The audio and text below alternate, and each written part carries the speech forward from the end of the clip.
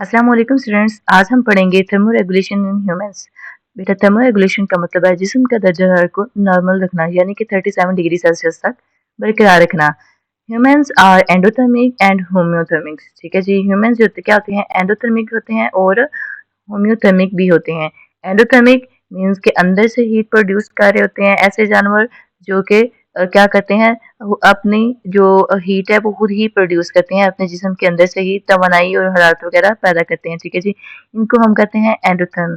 अब आते हैं जी होम्योथर्म्स। होम्योथर्म्स क्या होता है जी? होम्योथर्म्स का मतलब होता है यानी ऐसे जानवर जिनका जो है ना दर्जा बॉडी का वो सेम ही रहता है। ठीक है, होम्यो का मतलब होता है सेम, थर्म का मतलब होता है टेम्परेचर। ठीक है, तो इसका मतलब है उसने कहा है कि ह्यूमंस एंडोथर्म भी हैं और होम्योथर्म्स भी हैं। एक तो उनकी बॉडी खुद भी हीट प्रोड्यूस कर रही होती है, वो सेम रखती है। ठीक है, जो गर्मी या सर्दी में अपने जिस्म का दर्जा तकरीबन सेम ही रखते हैं ह्यूमंस। अब सवाल पैदा होता है कि जिस्म ये काम कैसे करता है। ठीक है जी, हमारा जो ह्यूमन का जिस्म है ये कैसे काम करता है, तो ये रेगुलेट करता है इसको बाय द नेगेटिव मेटाबॉल। ठीक है जी, नेगेटिव फीडबैक के जरिए। ठीक है, नेगेटिव फीडबैक का क्या मतलब है? ठीक है, इसका मतलब है कि अगर जिस्म का दर्जा नॉर्मल से ज्यादा हो जाए तो जिस्म इसे कम करता है, और अगर कम हो जाए तो दोबारा इसे बढ़ाता है। यानी जिस्म हमेशा खुद को नॉर्मल रखने के लिए, उसको वापस लाने के लिए कोशिश करता है। ठीक है जी, ये काम कौन करते हैं जी? ये काम करते हैं हमारे पास थर्मो रिसेप्टर्स। ठीक है जी, हमारे पास ये काम कौन करते हैं? Thermo receptors are present. ठीक है, थर्मो रिसेप्टर्स क्या होते हैं? ये जिस्म के अंदर सर्दी को गर्मी को महसूस करने के लिए सेंसर्स होते हैं, जिनको क्या हम कहते हैं? Thermo for heat and receptors for sensors. ठीक है जी, थर्मो रिसेप्टर्स मौजूद होते हैं जो कि सेंस करते हैं। ठीक है, ये थर्मोसेप्टर्स हमारे जो है ना हाइपोथैलेमस में ज्यादातर मौजूद होते हैं। ठीक है, दे आर प्रेजेंट। ठीक है, they detect increase and decrease of the body temperature. ठीक है, they send signals to the control centre. किसको ये सिग्नल्स भेज देते हैं? हाइपोथैलेमस। दैट्स मीन ये सारा कुछ कौन करवा रहा होता है? हाइपोथैलेमस। ठीक है, जिसके पास हमारी जो बॉडी होती है ना वो दो तरह के रिस्पॉन्सेज शो करती है। एक जब बहुत ज्यादा गर्मी हो चुकी होती है, ठीक है जी, ओवर हीटिंग, और दूसरी जब बहुत ज्यादा कूलिंग होती है। ठीक है जी, कूलिंग वाले इफेक्ट को हम कहते हैं हाइपोथर्मिया। ठीक है, और ओवर हीटिंग वाले इफेक्ट को हम कहते हैं हाइपरथर्मिया। ठीक है, जब बॉडी का टेम्परेचर 37 से भी अबव हो चुका हो तो हमारी बॉडी क्या करेगी? वेजो डायलेशन करेगी। वेजो का मतलब होता है ब्लड वेसल, डायलेशन का मतलब होता है फैलना। ठीक है, ब्लड वेसल्स क्या करेंगी? फैल जाएंगी। इससे होगा क्या? ठीक है, इट एक्सपेंशन। ठीक है, it is the expansion of the blood capillaries. ठीक है, हमें पता है कि हमारी जो सबसे छोटी नालियां हैं हमारे जिस्म में वो कैपिलरीज हैं। ठीक है, सबसे बारीक जो होती हैं जिनमें हों जो है ना वो हमारे स्किन के साथ बिल्कुल जल्दी से टच कर सकता है, वो जी कैपिलरियां।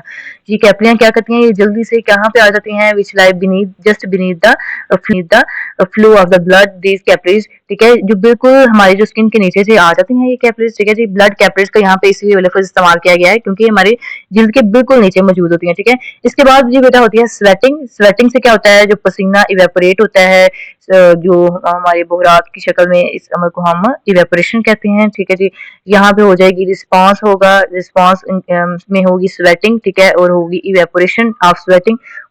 जो हमारा पसीना निकला है उसकी क्या हो जाएगी? इवेपोरेट हो जाएगा, कैरी, और इससे क्या हीट बाहर चलेगी और प्रोड्यूस होगा एक कूलिंग का इफेक्ट। ठीक है जी, इसको हम क्या कहेंगे? Cooling effect. तो इससे क्या, इसके अलावा हमारे जो थायराइड ग्लैंड, ठीक है, थायराइड ग्लैंड थायरक्सन, ठीक है, विच लोज दिस मेटाबॉलिक रेट। इसके अलावा क्या होता है जी? हमारा जो थायराइड ग्लैंड होता है ये थायरक्सन प्रोड्यूस करता है, और थायरक्सन जो है ना वो बेसल मेटाबॉलिक रेट जो है ना, यानी कि हमारा जो बॉडी का जो मेटाबॉलिक रेट्स है उनको भी आरामदा हालत में ले जाता है ताकि एनर्जी ना प्रोड्यूस हो। ठीक है, हीट, और हमें पता है एनर्जी जब प्रोड्यूस होती है तो उसके नतीजे में हीट प्रोड्यूस होता है, तो वो भी क्या हो जाता है? कम। So the internal heat production is reduce. इस तरह से हमारा जो जिस्म हीट प्रोड्यूस कर रहा था वो क्या हो गई है जी? कम हो गई। बेटा नेक्स्ट है हमारे पास हाइपोथर्मिया। ठीक है जी, हाइपोथर्मिया क्या होता है?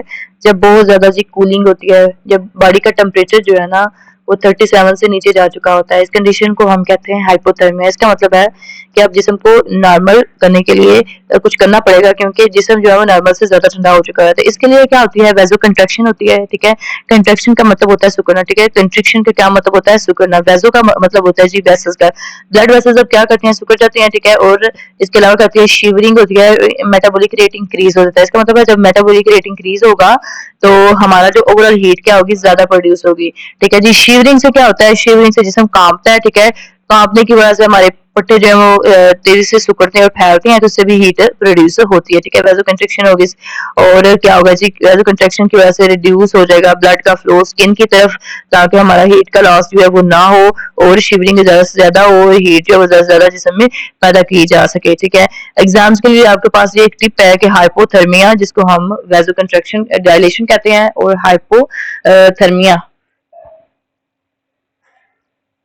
के अलावा बेटा ये डायग्राम दी हुई है जो कि शो करती है हमारी बॉडी का नेगेटिव टेम्परेचर जो है वो कैसे नेगेटिव फीडबैक से कैसे कंट्रोल होता है।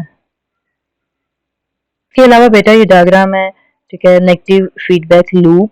ये डिटेल डायग्राम भी आपने करनी है, आपकी बुक में दी हुई है, जिसमें इसमें लिखा हुआ है कि सबसे पहले जब बॉडी का टेम्परेचर बढ़ जाता है, यानी दर्जा हरारत जो है जिस्म का 37 से ज़्यादा हो जाता है, ठीक है, तो इसको इसको स्टिमुलस, हम इसको कहते हैं स्टिमुलस मिलता है। किसको स्टिमुलस मिलता है बेटा? इसको स्टिमुलस मिलता है हमारे थर्मो रिसेप्टर्स को।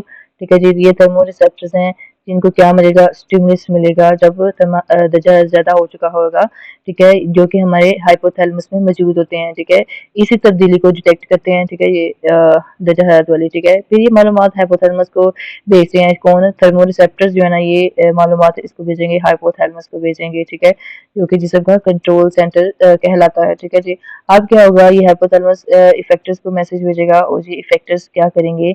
ये हमारे इसमें बेटा सिग्नल्स जो आएंगे हमारी ब्लड वेसल्स को आएंगे, ग्लैंड्स को आएंगे। अब दो रिस्पॉन्स आएंगे। पहला तो आएगा जी रिस्पॉन्स स्वेटिंग का। ठीक है जी, स्वेटिंग प्रोड्यूस की जाए ताकि जो है ना वो हीट को ज़्यादा से ज़्यादा हार्श किया जाए, और ठीक है, आखिर में बॉडी का टेम्परेचर दोबारा 37 पर आ जाता है। ठीक है, और दूसरा जो है ना वैसो डायलेशन होता है। ठीक है, हमारी जो ब्लड वेसल्स है उनको क्या कर दिया जाए?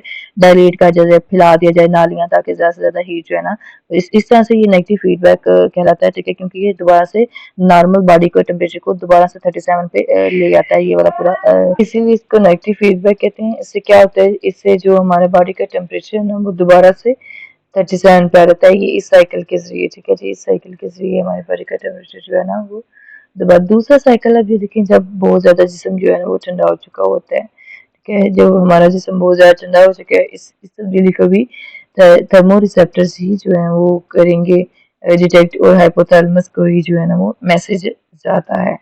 ठीक है जी, अगर हम बात करें इनके एग्जांपल्स की, तो इसमें आते हैं लीजर्ड, स्नेक, फ्रॉग वगैरह। ये सारे क्या होते हैं? ये सारे एक्टोथर्म्स होते हैं। ठीक है जी, एक्टोथर्म्स जो है ना ये बहुत ही इंपॉर्टेंट है पेपर पॉइंट ऑफ व्यू से। ये होते कि ये एनिमल्स असल में कर रहे होते हैं? ये एनिमल्स वेदर के मुताबिक गर्म या ठंडे होते रहते हैं। इसके अलावा बेटा एंडोथर्म्स की डेफिनेशन है। ठीक है, लास्ट पे इनको अगेन जो है वो एक्सप्लेन कर मैं कर देती हूँ। एंडोथर्म्स वो एनिमल्स होते हैं जो अपनी बॉडी का इंटरनल मेटाबॉलिज्म से ही हीट प्रोड्यूस कर लेते हैं। इसमें ह्यूमंस, बर्ड्स और डॉग वगैरह से आते हैं। ठीक है, इसके अलावा देखिए ये बेटा ग्राफ ये कुछ बनाए गए हैं आप लोगों को समझने के लिए। अगर हम इस ग्राफ को देखें तो ये वाई एक्सिस टेम्परेचर है और एक्स एक्सिस में टाइम है। ब्लू लाइन शो कर रही है कि जो है ना टेम्परेचर कैसे ऊपर जाता है और कैसे नीचे आता है। इसके अलावा यहाँ पे कुछ इंपॉर्टेंट टर्म्स है लाइक फ्लक्चुएशन, तब्दील होना, बिहेवियर होता है रवैये की तब्दीली, थर्मल रेगुलेशन टेम्परेचर को कंट्रोल करना, बास्क होता है जी धूप सेकना, डोरमेंट होता है जी गैर अफाल यानी कि कोई भी काम ना करने वाली हालत, जनरेशन होता है जी पैदा करना, मेटाबॉलिज्म होता है हमारा जो इंटरनल जो फंक्शंस हैं, मेटाबॉलिज्म रिलेटिवली। ठीक है, मसल कंट्रैक्शन होता है मसल्स का, हमारे जो मसल्स है उनका सिकुड़ना, एडिपोज टिश्यूज होते हैं हमारे चर्बी वाले टिश्यूज होते हैं। इंसुलेशन क्या होता है जी? हरारत का बचाव। रिटेन होता है जी बरकरार रखना। ठीक है, इसके अलावा हमारे पास एडिपोज टिश्यूज की अगेन डायग्राम दी गई हुई है। ठीक है, ये हम काट चुके हुए हैं। ठीक है, एंडोथर्म्स और एक्टोथर्म्स की स्टेबिलिटी के बारे में बताया गया है कि एंडोथर्म्स जो होते हैं जी ये क्या होती हैं? इंटरनल स्टेबिलिटी होती है इनकी, और एक्टोथर्म्स क्या होते हैं? इनके पास एक्सटर्नल सोर्सेज होते हैं। बेटा अगर आपको कोई भी कंसेप्ट अगेन समझना हो तो इस लेक्चर को देख लीजिएगा और कमेंट बॉक्स में ज़रूर क्वेश्चन कीजिएगा, आपको फ़ौरन से रिप्लाई मिलेगा। और इस चैनल को ज़रूर सब्सक्राइब कीजिएगा। अल्लाह हाफिज़ for your support. Thank you so much.